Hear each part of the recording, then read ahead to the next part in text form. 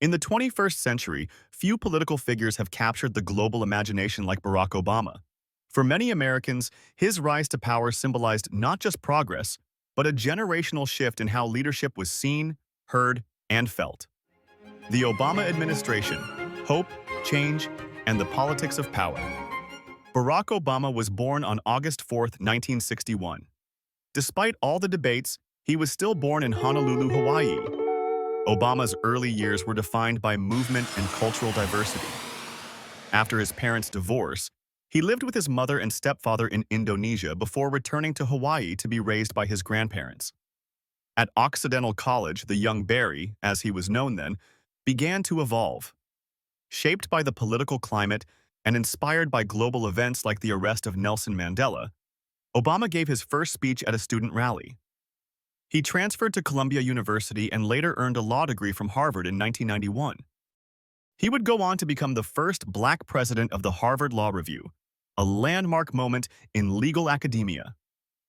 Obama's journey from elite institutions to the gritty streets of Chicago may seem like a contradiction, but it was, in fact, a calculated commitment to public service.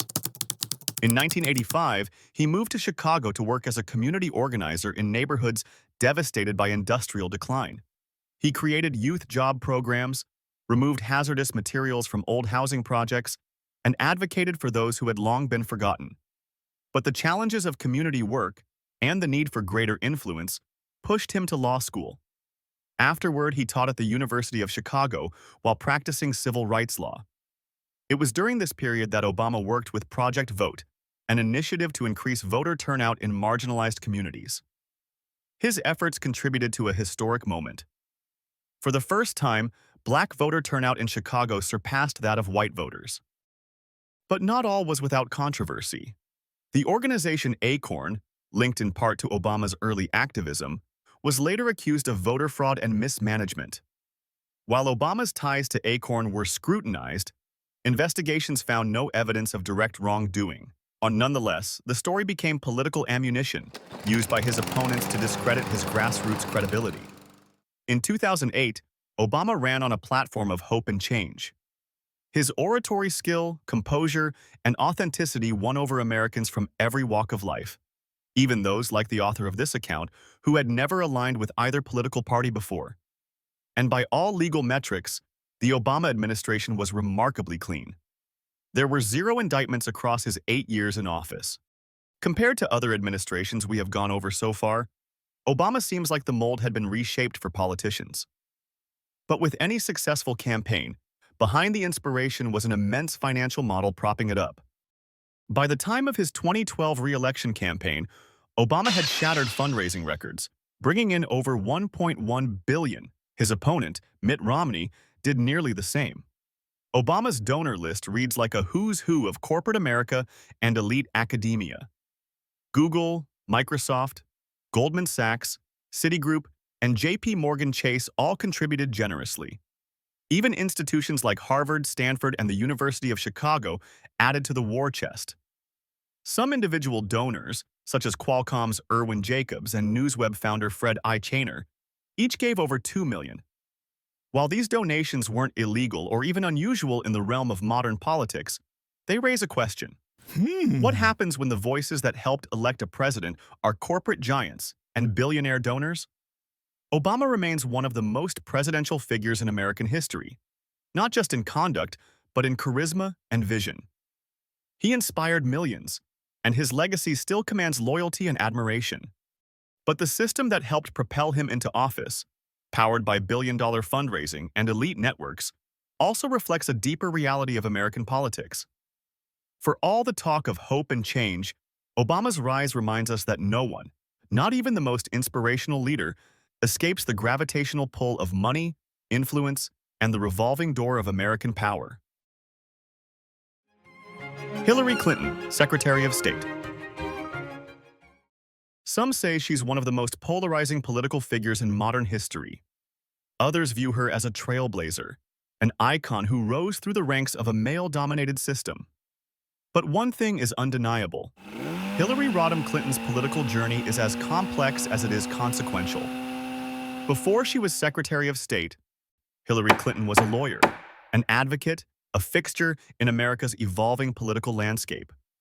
But beneath the public image is a deeper story, one of ambition, contradiction, and the ever-present force of corporate power in American democracy. Born in Chicago and raised in the quiet suburb of Park Ridge, Illinois, Hillary grew up in a home divided by politics. Her father, a staunch Republican and owner of a modest drapery business, clashed ideologically with her mother, a quiet Democrat who kept her political views mostly to herself. In that tension, young Hillary began learning the art of political navigation. By the time she reached Wellesley College, the conservative shell began to crack. The Vietnam War, the assassinations of Dr. Martin Luther King Jr. and Bobby Kennedy, the national unrest. These events radicalized a generation, and Hillary Rodham was no exception. Her transformation continued at Yale Law School, where she met her future husband, Bill Clinton, and where her passion for children's rights and social justice came to life. She worked with the Children's Defense Fund and played a role in the Congressional Committee investigating the Watergate scandal, a rising star in legal circles. But love and politics called her south. In Arkansas, she joined the Rose Law Firm, a bastion of old Southern influence and corporate law. There, Hillary Clinton's trajectory shifted. At Rose, she defended major corporate clients like Walmart, Tyson Foods, and Stevens Inc., a stark contrast to her Wellesley-era stance against corporate greed. By 1988, she was recognized as one of the top 100 influential attorneys in America. She would later serve on the board of Walmart for 6 years. Yet she rarely mentioned this during her campaigns. She returned a $5,000 Walmart donation and tried to distance herself from that corporate past. But the record is hard to erase. Then came Whitewater, an Arkansas land deal gone wrong. The Clintons partnered with James and Susan McDougal to develop vacation homes. But when the savings and loan business collapsed, questions emerged. An investigation followed. Indictments, suicide, conspiracy theories, and years of scrutiny. Ultimately, independent counsel Kenneth Starr found no conclusive evidence against the Clintons, but the damage, political and reputational, was done. By the time Hillary Clinton ran for president in 2016, the political game had changed, and so had she. The age of corporate campaign financing was in full swing, and Hillary, like many others, played the game. She raised over $45 million from financial giants. Wall Street backed her, and in the end, she lost. Was it political experience or corporate compromise that defined her? Hillary Clinton's legacy is one of fierce intelligence, strategic power moves, and a career that straddled the line between public service and corporate interest. She started with a vision to make the impossible possible. But the deeper she went, the harder it became to tell where idealism ended and institutional allegiance began. Timothy Geithner, Treasury Secretary. When the U.S. economy stood on the edge of collapse in 2008, one man was positioned at the eye of the storm, Timothy Geithner. Hailed by some as the architect of recovery and criticized by others as a guardian of the financial elite, Geithner's story is a journey through privilege, policy, and power. This is the story of Timothy Geithner, the Wall Street custodian. Timothy Geithner's life began on a global stage. His father, a veteran of the United Nations Agency for International Development and the Ford Foundation, moved the family around the world, from the poverty-stricken streets of India to diplomatic quarters in Thailand, where teenage Timothy attended lectures by U.S. Ambassador Mort Abramowitz on the aftermath of Vietnam. This global upbringing sparked in Geithner a fascination with international economics and diplomacy, a path that would ultimately lead him to the core of U.S. financial power.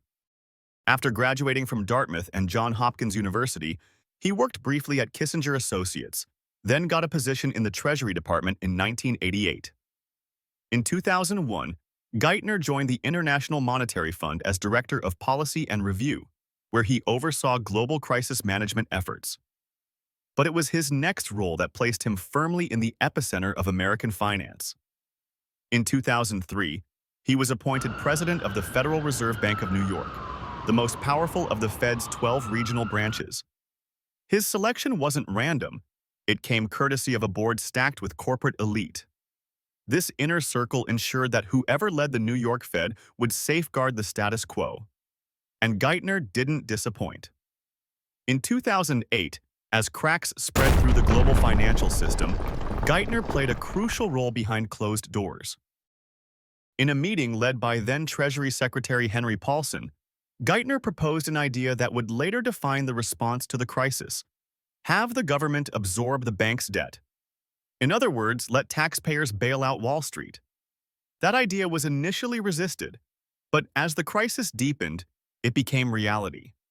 From his perch at the New York Fed, Geithner grew increasingly cozy with executives at banks like Citigroup, Morgan Stanley, and Goldman Sachs. These relationships weren't just professional, they were social. He warned publicly about risky assets, but offered no formal restrictions on derivative trading.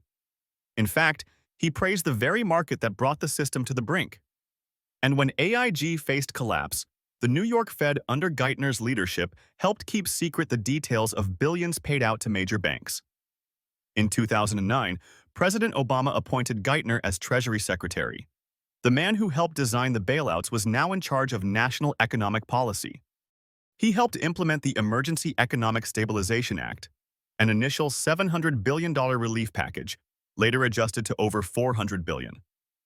Of that, over $200 billion went directly to banks. His legacy, depending on who you ask, is either that of a savior of capitalism or a steward of Wall Street's deepest interests. In the end, Geithner didn't break the system. He preserved it. In the shadow of the White House, behind every polished speech and policy promise, lies a force that transcends party lines: money. And not just money, corporate power, revolving doors, and a tangled web of influence that connects our two most recent presidents to the very elite they were supposed to challenge. Donald J. Trump, a real estate mogul, a reality TV star, a self-proclaimed billionaire. In 2015, Trump launched his campaign by famously declaring, "I'm really rich," estimating his fortune at over $9 billion. But in 2023, a New York judge ruled that Trump had fraudulently inflated that fortune by as much as $2.2 billion to obtain favorable loans and other financial perks. Trump's legal history spans half a century. From the 1973 civil rights lawsuit against him and his father for discriminating against black renters to the more recent indictments involving hush money payments, classified documents, election tampering, and others. According to some, the list of legal cases against Trump is so long, it's hard to track. But for over 70 million Americans, these courtrooms didn't matter. To them, Trump was the anti-establishment answer, the disruptor, the one man to break the mold. During this, what would be his first tenure as president, he would roll back Dodd-Frank regulations. This is essentially giving a green light to Wall Street to run on their most riskiest instincts, described by the AFL-CIO as nothing more than gambling. And then there is Joe Biden, a career politician with over 36 years in the Senate. Biden presented himself as the stabilizing force America needed after Trump. But while Biden may appear as the paper-cutout politician, polished, traditional, his ties to the corporate world run just as deep. He was once quoted as saying, "The reason we're in trouble is not because 500 billionaires are causing all the problems." Not only was Biden comfy with the corporations, but many of his staff had connections to major players such as BlackRock, General Electric, and venture capital firms. Whether the Oval Office glows red or blue, the undercurrent remains the same. Corporations get richer, politicians get cozier, and the American people keep paying the tab. The revolving door between Washington and Wall Street is not just symbolic, it's structural. Dating back to the British East India Company, through the railroad barons, the rise of J.P. Morgan, and into today's multinational banking powers. The story is old but unchanging. In America today, democracy may still be on the ballot, but corporate power never leaves office. If you like this video, please like and subscribe. If you would like to get your own copy of Corporticians and Revolving Doors of Power, visit Amazon Books, Barnes & Noble's online bookstore, or visit clevelandkelly.com. That's KELLY.com. Thanks again.